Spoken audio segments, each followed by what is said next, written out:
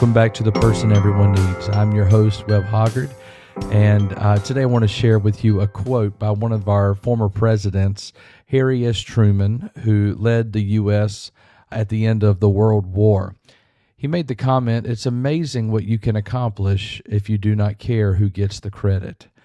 I think that's one of the challenges of our day-to-day. There is such a draw, a desire to be known, to be famous, to be recognized. We all want to receive some level of accommodation or attention for the things that we are attempting to help with or serve or give. But the pull that takes place when we try our best to get noticed by the things that we do, the gravitational pull of that always pulls us away from doing meaningful work. It always moves us toward attempting to get attention instead of doing all that we can to have meaningful work. And so I think it's a danger that we have because we won't accomplish many great things out of an attempt to make sure that our name gets remembered. We won't become kinds of people that do great things. The Bible is filled with stories of people that their names are not nearly as important as others in the story, but if it hadn't been for them, things wouldn't have happened the way. I wanted to tell you one of the stories that's been on my mind here recently. I was at a wedding recently, and it was a really cool moment during the reception. Somebody was sharing like a toast, and he was talking about how this man had waited for his Rachel. And it's a really sweet idea. Like, he's waited for his Rachel. Most people in the world settle for Leah's, is what he used in that terminology. And as he was saying that, it just kind of hit me again. I think I've shared this on the podcast before, but Leah is the mother of Israel. Leah did not receive the attention of her husband. Rachel was the one who he noticed and loved. Leah ends up having the first children of Jacob. She ends up having the most children of Jacob. And when Rachel dies early in her life, giving birth to her second child, Leah literally becomes the mother of the entire nation of Israel. So Rachel may have been the apple of Jacob's eye, but Leah becomes the mother of the nation of Israel, the mother of Israel. And I just think that's one of those interesting things. So Leah's motherhood, Leah's nurturing nature is recognized on the people of Israel for the rest of their existence. Everybody can go back all the way to Abraham in many ways, but the patriarchs will always have some marker to which they look back to Leah. Again, I'm not in like any type of juxtaposition with what the toast was. It was just this idea I was reminded of, is like the significance of, maybe we don't always recognize the significance of those in our circle, but there's no telling what we can accomplish if it's not our name that has to be in lights. No one is talking about waiting for your Leah, yet it's Leah that makes an indelible difference in the future of the people that we read about in the Word of God. I think there's other names in there as well. We can sometimes, when we approach the Christmas story, we can just jump over people like Zechariah and Elizabeth. Zechariah has a moment of doubt, and that's what we remember about the most. But the fact is, he kept the faith. He kept the faith for decades when other people were turning their back on God and walking away. Zechariah, he kept the faith. He kept believing, and when he saw the angel, he engaged, knowing that these things were possible.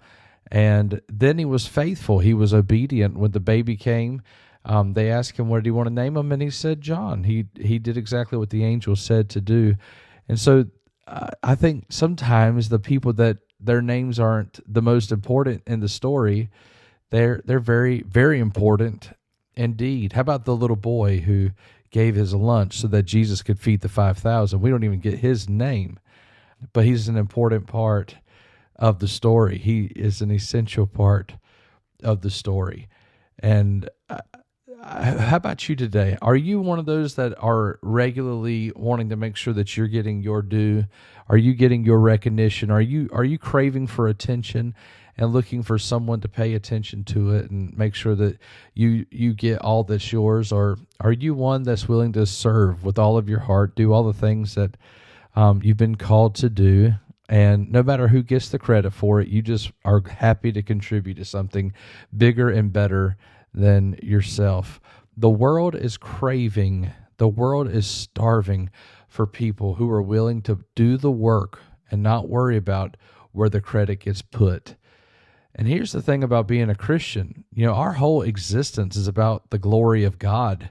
And so we should all get very connected to the fact that we don't do any of this for ourselves.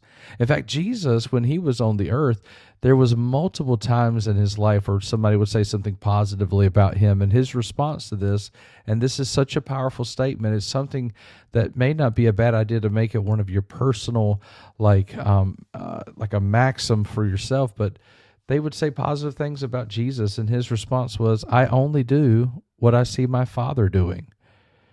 You can give me glory if you want to, but I'm only doing what I'm seeing the one who's called me to do anything doing. Doesn't that just take all the pressure off, number one? Like, if you're just doing what you've been told, then what's the big deal if your performance is off? You're obviously not as good as the Father, so just do it as well as you can. And secondly, if you're doing what he's doing, then you know it has to be right. You know it has to be good. You know it has to be blessing others. You know it has to be a part of the plan. And so it's amazing what we can accomplish if we don't care who gets the credit. What if you had a friend that you always were kind of building up and blessing, and that person continuously found another level of greatness, and you knew in your heart it had a lot to do with the fact that you were encouraging it, blessing it, building it up, walking alongside of them, and giving your all. And in the end of your days, or in the end of the chapter, or the end of whatever road and path you're on, you can look back and say, I had a part in that. Not because you get the credit, and nobody else even has to know it, but you know for yourself that there was somebody who got somewhere in their life that if it hadn't have been for you, they wouldn't have gotten that far. I reminded of when I was in college, our president would always talk about a turtle on a fence post, and he said, one thing's for sure, if you ever see a turtle on a fence post, you know he didn't get there on their own. and this is just the way I think about when it comes to ministering to other people. My life is full of helping other people find their destiny, their value, their calling. And I'm not saying that it's important for me to ever get mentioned. I don't need any books dedicated to me yet. I might get there one day. But I know for myself, I love being able to ignite the light for someone else. And if they accomplish great things, I like to say, I like to see my own connection there, but I don't need the attention from it. I don't need the glory, and I don't need the credit. But I am glad to be consistently doing all that I can to help ignite others. I know this to be the true as well for myself, that there's been a lot of people I've extinguished their light. There's been a lot of people that I've discouraged and bothered and hurt. And so I'm not saying that every single one of my stories is success. And so if the credit comes to me for the success stories, and I guess also the consequences of how many people I've harmed also has to come my way. And I don't want that. So if I need grace on the destructive nature I've had, then I guess I'll also give grace when it comes to the successes of my life. And I think that's what is really amazing. All of your life is going to come down to relationships. Your relationships with God Almighty and your relationships with those that you've experienced with in this world. And it's amazing what you can accomplish if you don't care who gets the credit. Do you have to be the leader of your group? Do you have to be the one who calls the shots and make sure you go to the dinner that you want to? Does everybody else have to step on tippy toes and walk around on eggshells worried they're going to bother you? Or are you the kind of person that's serving the rest of the group all the time? Are you encouraging others and blessing others and deferring to others and letting them have a better opportunity or a better option? If that's you, I'm going to tell you that somebody will probably notice in your life, but even if they don't, your Father in heaven sees it. When you serve, don't do it for other people to notice, because your God in heaven sees what you're doing. And it's amazing what you can accomplish if you do not care who gets the credit. I would love to see some businesses run this way. I want to see some schools, some churches. Oh my gosh, wouldn't it be nice? We'd like to see some football teams run this way, where it wasn't about thumping your chest and pointing to your name on the back of your jersey, but was all about making sure that the name on the front of the jersey is in the win column every single week. Your name doesn't have to be called out to be significant.